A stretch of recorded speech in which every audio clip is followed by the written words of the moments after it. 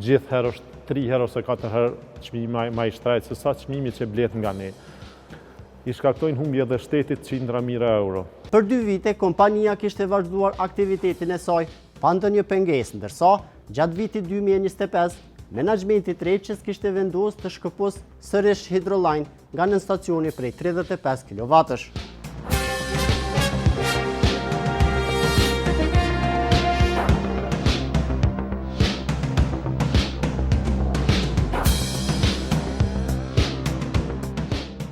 Këtu po i shohim disa makineri, këtu vjen këtu fillon edhe prodhohet rryma. Po këtu janë 2 generator, njëri është 1.1 mega, tjetri është 3.2 mega, momentalisht janë nal, pra siç po shihet nuk ka zhurmë, edhe pse edhe kur janë duke punu nuk ka zhurmë të madhe, mirë po tash janë duke nejtur, pra vendi është duke i kapaciteti i prodhimit këtu? Kësaj pike, i këtij projekti është 4.3 mega. Pra, përveç këti, ne kemi edhe 2 projekte tjera në total 8 mega, pra vendi momentalisht është duke i hup 8 mega prodhim vendor dhe duke importu me çmime shumë fish më të larta. Për me kuptu edhe shikuesi që po na këshyr, ju e shitni këta rrymë që e prodhoni kostit. Po. Me çfarë çmimi? Ky projekt, pra ne kemi qenë pajisur me feed-in tarif, fillimisht ka qenë çmimi 67 euro, mirë po në kontratë që janë të rregulluar sipas ligjeve të Kosovës dhe zyrës të rregullatorit, për çdo vjet llogaritet edhe inflacioni. I këtij projekti kam rri ofert 83 euro, i 2 projekteve tjera 72, 73, pra çmimi është ky. Për megawatt? Për megavator të prodhume.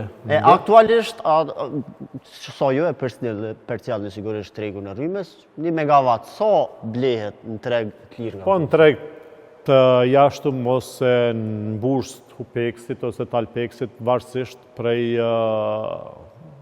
ditës, mirë po gjithë herë është 3 herë ose 4 herë çmimi më i shtrejtë se sa çmimi që blet nga ne.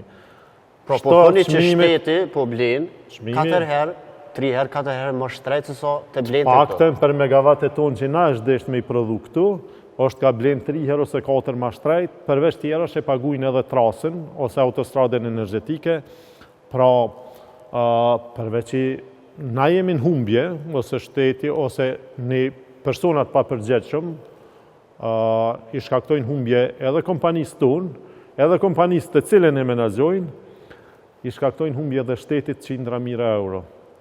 Pra, dami është i shumë fisht në këtë aspekt. Apo më tregon, a jeni anku në Ministritë e Ekonomisë, tek qeveria, është ndjeni për këtë punë? Sigurisht që është, të gjitha komunikimet ose kërkesat na që i kena drejtu organeve, gjithmonë kanë qenë të njoftuar edhe ata të paktën me email edhe përmes zyrës tonë ligjore, avokaturës, kanë qenë të njoftuar, mirë po nuk ka pas reagime.